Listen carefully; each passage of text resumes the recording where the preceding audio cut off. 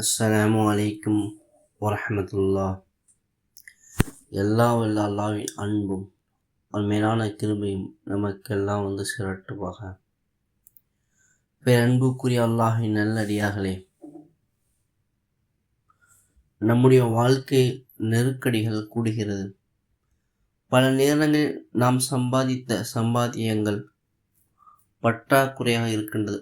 அது மட்டுமல்ல, பல்வேறு விதமான பொருளாதார சிக்கல் ஏற்படுகின்றது.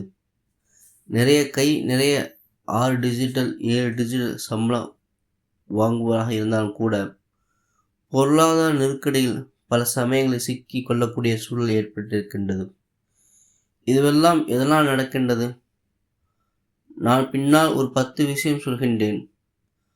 அந்த 10 விஷயத்தில் ஏதாவது ஒன்று நம்முடைய வாழ்க்கை நிகழ்ந்து விடுமேனால் அல்லாஹ் சுப்ஹானஹு வ தஆலா பொருளாதாரத்தில் நெருக்கடி தருகின்றான். அதில் இருக்கக்கூடிய பரக்கத்தை போக்கிவிடுகின்றான். நிறைய சம்பாதித்தாலும் கூட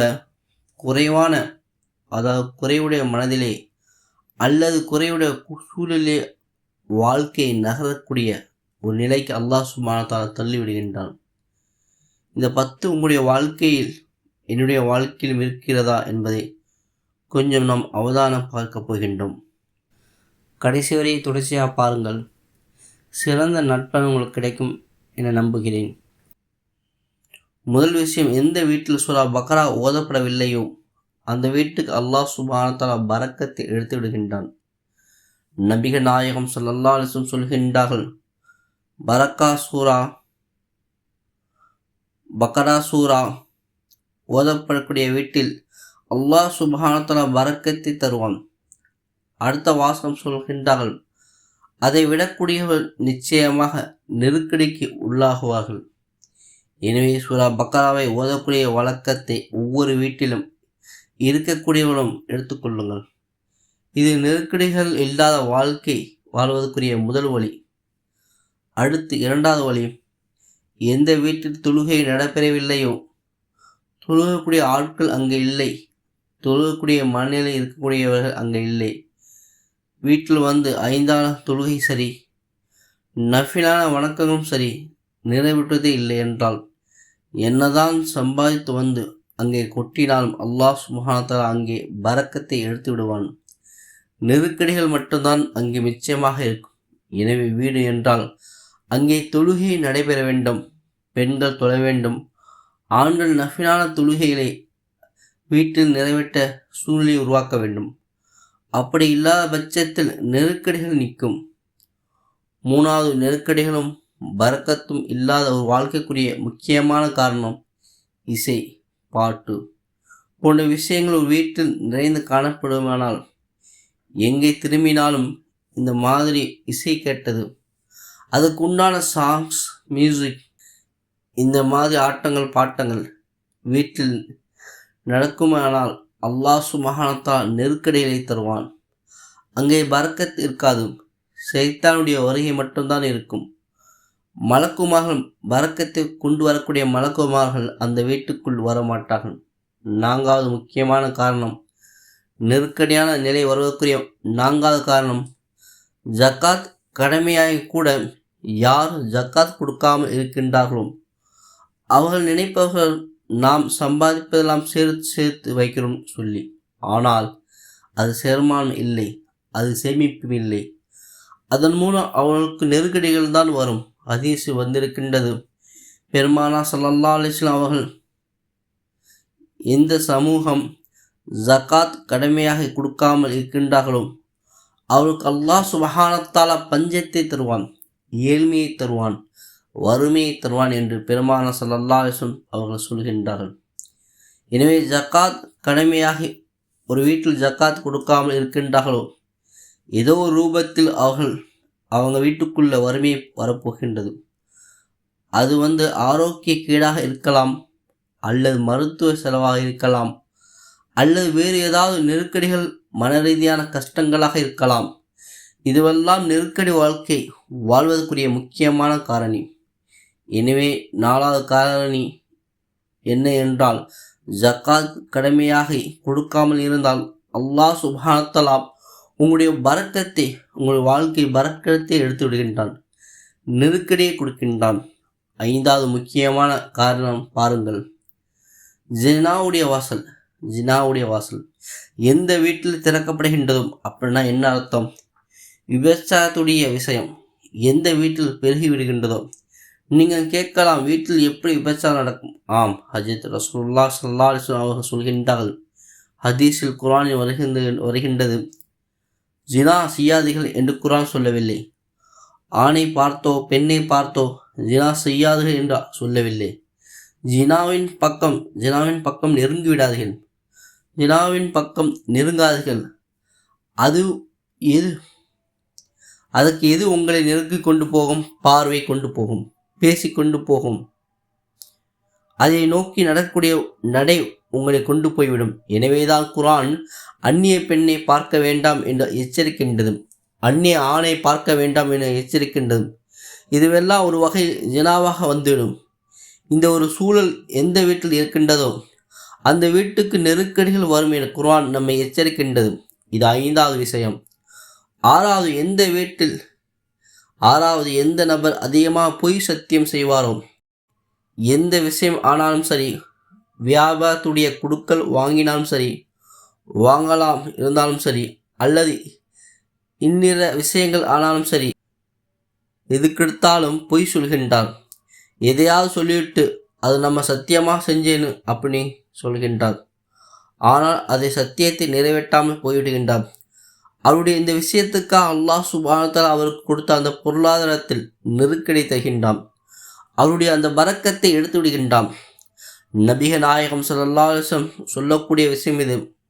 6வது செய்தி. 7வது, எந்த வீட்டில் நிஃபாருடைய வாசல் திறக்கப்படுகின்றதோ, வட்டியின் வாசல். இன்னைக்கு கால சூழலில் வட்டி என்பது ஒரு பெரிய குற்றமே இல்லை என்ற போன்ற ஒரு உண்டான சூழல் உருவாகி இருக்கின்றது. எங்கே பார்த்தாலும் திரும்பினாலும் இஎம்ஐ போட்டு நம்முடைய பொருட்களை வாங்கி கொள்ளக்கூடிய சூழல் இது. ஒரு மறுபுறம் வந்து கிழக்க வாங்கிக்கன்னு சொல்லி பல பேங்குகள் வந்து எல்லாத்தையும் நிர்பந்திக்கின்றது. நம் ஆட்கள் நிற்கின்றார்கள். ஒரு தடவை 2 தடவைக்கு மேல் அவன் அழுத்தம் கொடுக்கும் பொழுது நம்ம அவங்கள சரி வாங்கி போடுவோம், யூஸ் பண்ணிக்கிறோம்னு நினைக்கின்றார்கள். ஒரு கட்டத்தை அதை பயன்பாட்டுக்கு பிறகு வட்டிக்கு மேல் வட்டி என்று அதை கொடுக்க முடியாமல் திணறக்கூடிய சூழல் பார்க்கின்றோம். இது ஒரு புறம் வட்டியின் வாசல். எந்த வழியாக ஒரு வீட்டுக்குள் வந்துவிட்டாலும் சரி, அந்த வீட்டில் இருக்கக்கூடிய வரக்கத்தை அல்லாஹ் சுப்ஹானஹு வ தஆலா போக்கி விடுகின்றான், அழித்துவிடும். சொல்ல போனால் பொருளாதாரத்தை அழித்துவிடும், நீர் மூலமாக்கிவிடும். அல்லாஹ் சொல்கின்றான், எச்சரிக்கின்றான், வட்டியை நான் அழிப்பேன் என்கின்றான். அழித்தால் அல்லாஹ் சுப்ஹானஹு வ தஆலா சொல்லும் வார்த்தை இது நிச்சயம். அல்லாஹ் சுப்ஹானஹு வ தஆலா அழித்து விடுவான். எப்படி அழிப்பான்? நெருக்கடியை கொண்டு அழிப்பான், அல்லது நோய் நொடிகளை கொண்டு அழிப்பான், அல்லது இன்ன பிற மனக்குறைகளை கொண்டு கஷ்டத்தை ஏற்படுத்தி ஒன்றுக்கு மேல் ஒன்று என்று வந்து அந்த மாதிரியான சூழல் ஏற்பட்டுவிடும். எனவே நெருக்கடிகள் நீங்க பரக்கத் நம்முடைய வீட்டில் ஏற்படுவதற்கு 7வது காரணம், எந்த வீட்டுக்குள்ளே வட்டி நுழைந்து விடுகின்றதோ, அது எந்த ரூபத்தில் நுழைந்தாலும் சரிதான், அங்கே நெருக்கடிகள் ஏற்படுவதற்கு அதிக வாய்ப்புகள் இருக்கின்றது.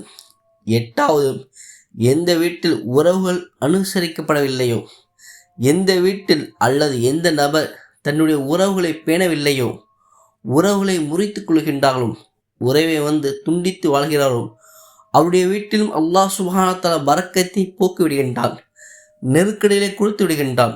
இது 8வது விஷயம். 9வது விஷயம், யார் அதிகம் பொய் சொல்கின்றார்களோ, பொய் என்பது கூட இன்றைக்கு சர்வசாதமாகிவிட்டது இல்லையா? ஒரு ஃபோன் எடுக்கலை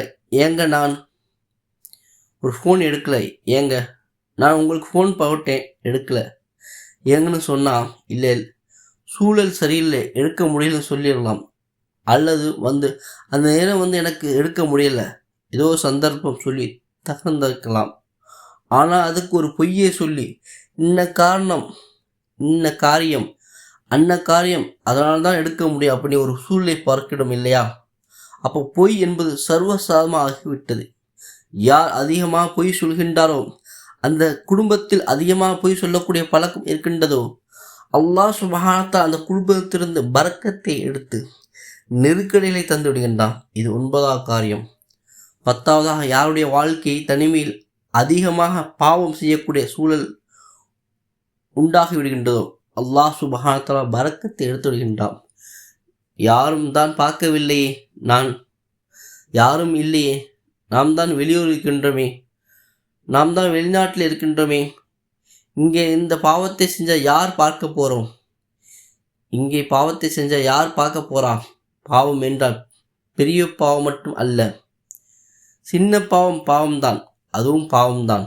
ஆனால் அந்த பாவங்கள் எல்லாம் சர்வசாதாரணமாக போச்சு. சாதாரணமாக அதை கடந்து போகணும்னு சொன்னால் அல்லாஹ் சுப்ஹானஹு வ தஆலா பாவத்தை காரணமாக வைத்து அவருடைய ரிஸ்கை அல்லாஹ் சுப்ஹானஹு வ தஆலா பிடிப்பான், நெருக்கடிகளை கொடுப்பான். ஹதீஸ் வந்திருக்கின்றது, ஒரு அடியான் அவன் செய்த ஏதோ ஒரு பாவம், அதன் காரணமாக அவனுடைய ரிஸ்க் பிடிக்கப்படுகின்றது என்று பெருமானார் ஸல்லல்லாஹு அலைஹி வஸல்லம் சொல்கின்றார்கள்.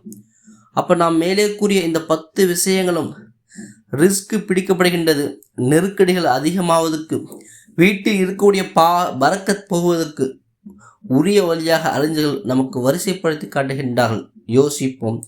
நம்முடைய வாழ்க்கையில் இதில் ஏதாவது ஒன்று இருந்தால் அதை மாற்றிக்கொள்ள முயற்சிப்போம். இனி வரும் காலங்களில் இந்த விஷயங்களுக்குள்ளே போகாமல் நம்மை நாம் பாதுகாத்துக் கொள்ளும் வல்ல அல்லாஹ் சுப்ஹானஹு வ தஆலா தௌஃபீக் செய்வானாக. வாஹிதவானா அல்ஹம்துலில்லாஹி ரப்பில் ஆலமீன்.